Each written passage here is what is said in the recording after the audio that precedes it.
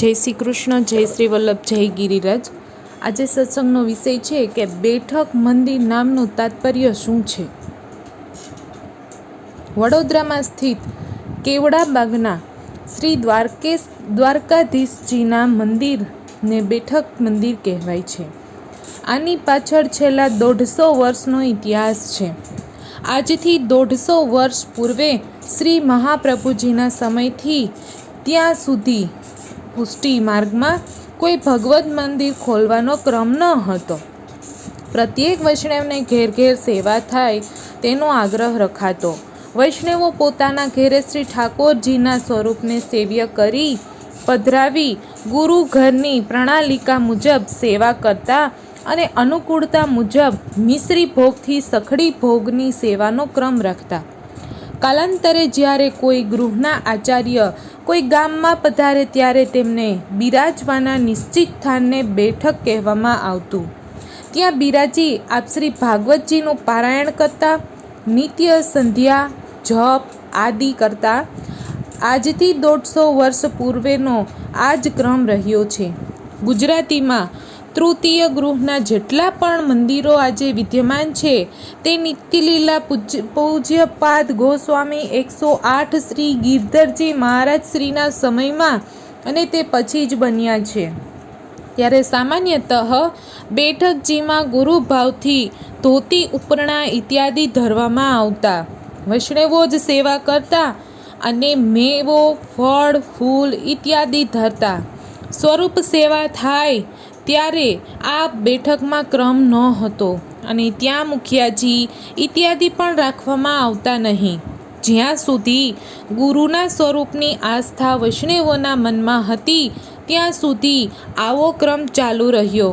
પરંતુ જ્યારે ગુરુના સ્વરૂપમાંથી આસ્થાની શિથિલતા જોવામાં આવી અને ભગવત સ્વરૂપના દર્શનની પ્રાધાન્યતા વધવા માંડી તેનાથી વૈષ્ણવોને અન્ય માર્ગીય મંદિરોમાં જવાની સ્થિતિ ઉત્પન્ન થઈ।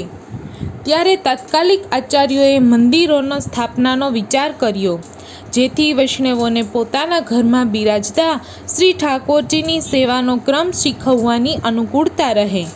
તે સમયમાં યાતાયાતના સાધનો ઓછા હતા અને વૈષ્ણવો નિજ આચાર્યોના મુખ્ય ઘરોમાં જઈ થોડા દિવસ ત્યાં રોકાઈ સેવા ક્રમ જોતા શીખતા અને તે મુજબ નિજ સેવ્ય સ્વરૂપની સેવા કરતા। પરંતુ ધીરે ધીરે આવવા જવાનું ઓછું થતાં આ સુવિધા પ્રાપ્ત થતી નહીં એટલે ક્રમશઃ મંદિરોનો ક્રમ શરૂ થયો। ગુજરાતમાં જેટલા પણ તૃતીય ગૃહના મંદિરો બન્યા છે તે શ્રી ગિરધરજી તાજજીના સમયમાં શ્રી બાલકૃષ્ણજી તથા પૂજ્ય શ્રી દાદાજી વ્રજભૂષણલાલજીના સમયમાં બન્યા છે। આમ વડોદરાનું બેઠક મંદિર પણ વ્રજભૂષણજી મહારાજ શ્રી પૂર્વાચાર્યની બેઠકજી જ છે। આજે પણ આપશ્રીની બેઠકજી ત્યાં વિદ્યમાન છે। પાછળથી થોડો ક્રમ બદલવા માંડ્યો। બેઠકજીમાં આચાર્ય સ્વરૂપ બિરાજતું હોય ત્યાં નિત્ય સખડી ભોગ આવતો નહીં। ત્યારે જો કોઈ બહાર ગામથી વૈષ્ણવ આવતા તો પ્રસાદ લેવાની સુવિધા ન રહેતા તકલીફ અનુભવાતી।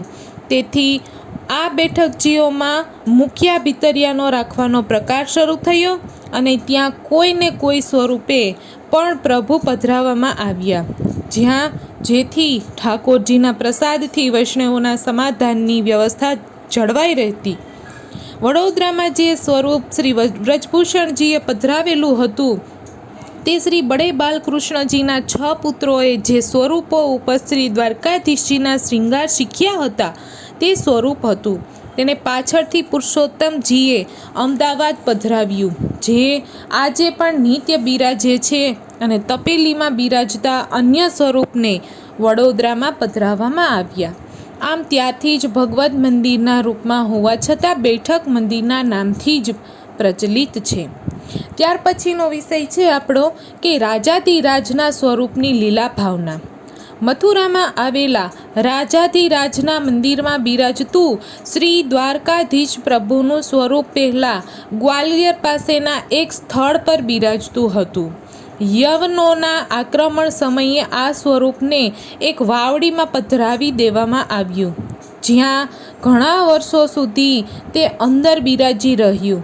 ગ્વાલિયરના મહારાજા સિંધિયાના દિવાન અને સેનાપતિ ગોકુલદાસ પારેખ કરીને એક સદગૃહસ્થ હતા, જેઓ ગુજરાતના ડભોઈ પાસે સિનોર ગામમાં હતા. તેઓ શસ્ત્ર વિદ્યામાં પારંગત હતા અને કલમના પણ પ્રવીણ હતા. એક સમયે વિજય યાત્રા દરમિયાન તેમને આ સ્વરૂપ તેમજ અઢળક દ્રવ્ય એક કૂવામાંથી પ્રાપ્ત થયું.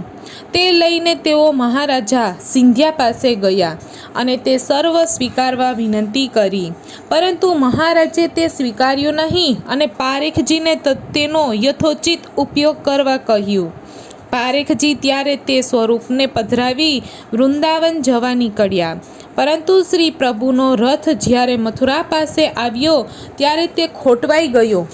તેથી ભગવદ ઈચ્છા જાણી તેમણે મથુરામાં જ આ ભવ્ય મંદિર બનાવી દ્વારકાધીશજી પ્રભુને પધરાવ્યા. તેમણે આ મંદિર 120 વચનામૃતવાળા શ્રી ગિરધરજીને અર્પણ કર્યું. ત્યારથી તે કાંકરોલી ઘરના માથે બિરાજે છે. મહાપ્રભુજીએ 24 પ્રકારની સ્વરૂપ ભાવના બતાવી છે. પ્રત્યેક સ્વરૂપના આયુધોના ક્રમના આધારે તેની લીલા ભાવના નિશ્ચિત થાય છે. તૃતીય ગૃહાધિપતિ શ્રી ગિરધરજી મહારાજ શ્રી જ્યારે સ્વરૂપ ભાવનાનું સ્થાપન કરે ત્યારે તે સ્વાભાવિક રીતે નિજ સેવ્ય સ્વરૂપનું જ તેમાં સ્થાપન થાય. તેથી શ્રી રાજાધિરાજ પ્રભુમાં પણ દ્વારકાધીશ પ્રભુની લીલા ભાવના વિદ્યમાન છે. રુદ્રાક્ષનો ઉપયોગ. પ્રત્યેક વૈષ્ણવે કેવલ તુલસીની માળા જ કંઠમાં ધારણ કરવી જોઈએ. રુદ્રાક્ષનો સ્પર્શ પણ સર્વથા વર્જ્ય છે. રુદ્રાક્ષની માળા પહેરી ભગવત સ્વરૂપનો સ્પર્શ કરવો નિષેધ છે. સાધારણતઃ રુદ્રાક્ષનો ઉપયોગ શિવ કે શાક્ત ઉપાસકો કરતા હોય છે અને તેથી તેનો પ્રયોગ અન્યાશ્રયનું કારણ પણ બની શકે છે. ક્યારેક આ આજ્ઞા વિરુદ્ધ રુદ્રાક્ષનો ઉપયોગ કરતાં તે ઘાતક નીવડી શકે છે તેવા ઉદાહરણો પણ પ્રાપ્ત થાય છે. અનવસરમાં સ્ત્રોત્ર પાઠ. શ્રી ઠાકોરજીની સેવા બાદ ટેરો લીધા બાદ અનવસરમાં સમયમાં સાંપ્રદાયિક સ્ત્રોત પાઠ ઇત્યાદિ કરી શકાય છે. શ્રી ગિરિરાજજીની સેવા. વૈષ્ણવના ઘરમાં જો શ્રી ગિરિરાજજીની સેવા બિરાજતી હોય તો તેને દૂધથી સ્નાન ત્યારે જ કરાવવું જોઈએ જો તેનો નિત્ય ક્રમ નભી શકે, અન્યથા દુગ્ધ સ્નાનનો ક્રમ રાખવો નહીં.